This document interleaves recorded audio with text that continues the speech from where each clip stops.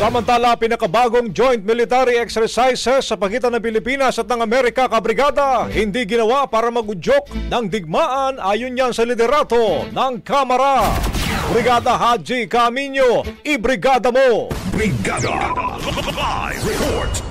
Kumbinsido si House Speaker Martin Romualdez na mapalalakas ang defensive capabilities ng bansa nang hindi nakokompromiso ang independent foreign policy.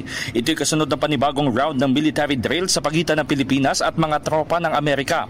Ayon kay Romualdez, mahalaga ang ganitong pagsasanay upang maging matatag ang kakayahang protektahan ang teritoryo at ang mamamayan sa pakikipagtulungan ng matagal ng kaalyado o mga kaibigan. Isa umanong key component ng mga aktibidad ang Marine Exercise o MAREX 2025 na inorganisa ng Philippine at U.S. Marine Corps at nilahukan ng 179 U.S. Marines, 189 Philippine Marine Corps personnel, 57 Philippine Army soldiers, 11 Coast Guard officers at 40 reservists. Naniniwala ang speaker na sa ganitong paraan, matutugunan ang mga kritikal na aspeto ng depensa ng bansa, lalo na sa mga baybayin. Tinawag din itong investment sa paghahanda at mutual trust, ang kolaborasyon para sa commitment na panatilihin ang seguridad sa Indo-Pacific region.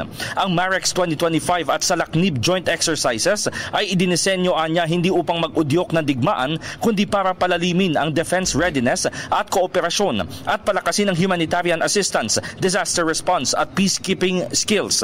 Bukod dito, binigyang diin ni Romualdez na ang matatag na national defense posture ay makatutulong sa paglikha ng stability na makahihikayat ng pamumuhunan at magpapalago sa ekonomiya at magreresulta sa maraming trabaho. In the heart of changing lives, ako si Brigada Haji Camino ng 105.1 Brigada News FM Manila, The Music and News Authority. Bagong Brigada Balita Nationwide. Ang bahaging ito ay hatid sa atin ng Fast Relax. Tanggal ang sakit, ora mismo.